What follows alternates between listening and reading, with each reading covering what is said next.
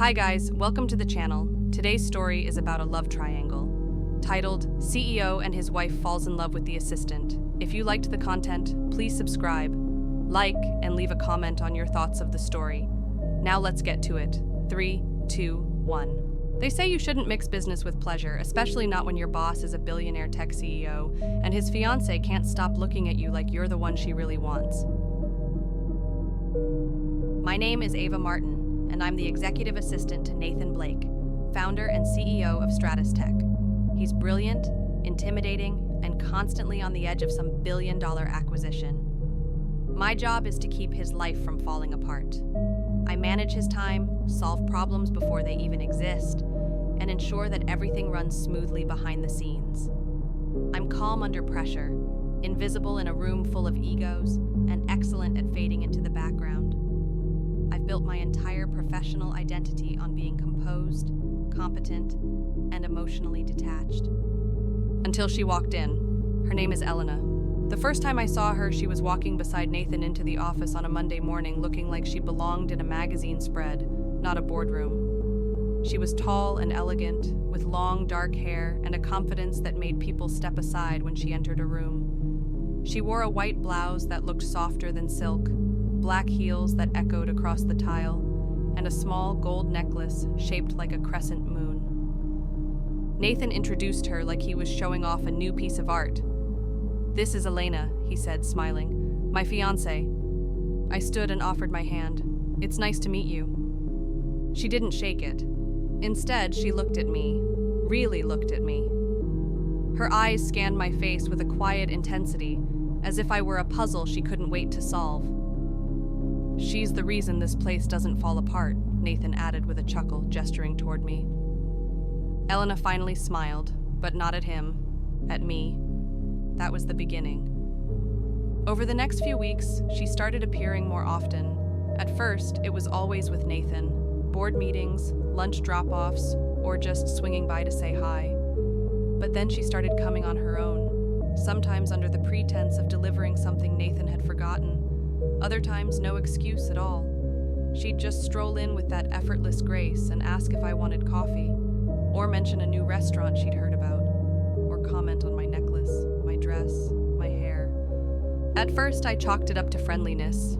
She was just outgoing, right? Extroverted, charming, maybe a little too curious, but harmless.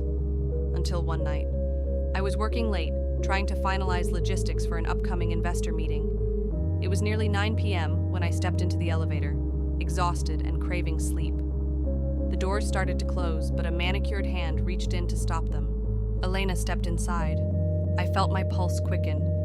"You're here late," she said softly, pressing the lobby button. "Deadlines," I murmured, not looking at her. She leaned against the mirrored wall, watching me. "Or maybe you just don't like going home." I glanced at her. She smiled faintly, like she already knew the answer. That night haunted me, the way she stood so close, the way her perfume lingered on my jacket, the way she said my name like it tasted better when she said it, and it only escalated from there. One afternoon, I returned to my desk to find a white envelope with no name. Curious, I slipped it into my purse and didn't open it until I got home. Inside was a pencil sketch of me. Seated at my desk, head tilted thoughtfully, lips slightly parted, as if mid-sentence. The shading was delicate, intimate, my features captured with such care that I couldn't breathe for a moment. There was no signature, but I knew it was hers. I should have confronted her, I should have returned it, said something, anything, but I didn't. Because deep down, part of me didn't want the spell to break. At the annual Stratus Tech Gala, everything changed. The venue was a rooftop in the city, lit by lanterns and champagne bubbles.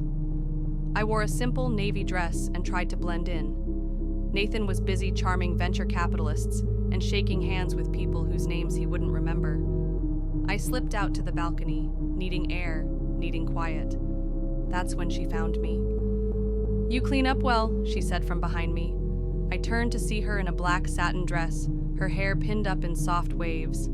"Thanks," I said, trying to sound casual. She stepped beside me. "Do you ever wonder what your life would look like if just one decision had been different?" I didn't know how to answer. She looked at me, her voice dropped lower. I wish I'd met you before I met him. I froze. Elena. But she stepped closer, her fingers brushing mine. Tell me you haven't felt it too. I didn't. I couldn't. And still, when she leaned in, I didn't stop her. Her lips were warm, software slow. She kissed me like she meant it, like she'd been waiting. I kissed her back, only for a moment, but long enough to know it would change everything. I can't, I whispered as I pulled away.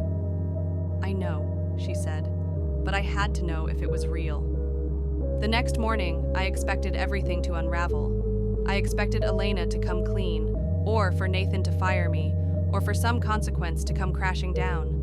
But none of that happened. Instead, Nathan called me into his office and handed me a letter. A promotion, he said with a grin. You've earned it. I stared at the paper, my thoughts tangled. You okay? He asked. I nodded. Yeah, just surprised. Later that day, I passed Elena in the hallway. She didn't say a word, just walked by like we were strangers. And that hurt more than I expected. For days, we pretended nothing had happened. We returned to our roles. I was the reliable assistant. She was the CEO's glamorous fiancé. And yet, every time our eyes met across a room, the silence said everything. We were lying to ourselves. 1 week later, she requested a private meeting, said she had a charity event she was planning and wanted help with logistics. We sat across from each other in a small conference room. The tension was unbearable. I didn't mean to complicate your life, she said quietly. But you did, I replied. She nodded. And I'm sorry for that, but I wasn't lying about how I feel. You're marrying him. She looked down. Because I'm supposed to. Because it's expected. Because it makes sense on paper. But not in your heart. She met my gaze. Not even close. There was a long silence between us, the kind that stretches time. You deserve someone who chooses you, I said, out loud, in the open. I want to, she whispered, but I don't know how. That was the last real conversation we had. She didn't cancel the wedding. She didn't confess anything to Nathan. And I didn't quit. Instead, we returned to pretending. Sometimes I wonder if she still thinks about that kiss, about the sketch, about the balcony under the city lights. I do, more often than I should. Because even now, even after all the silence, I still feel her eyes on me when she thinks I'm not looking. And I know, this story isn't over, not yet.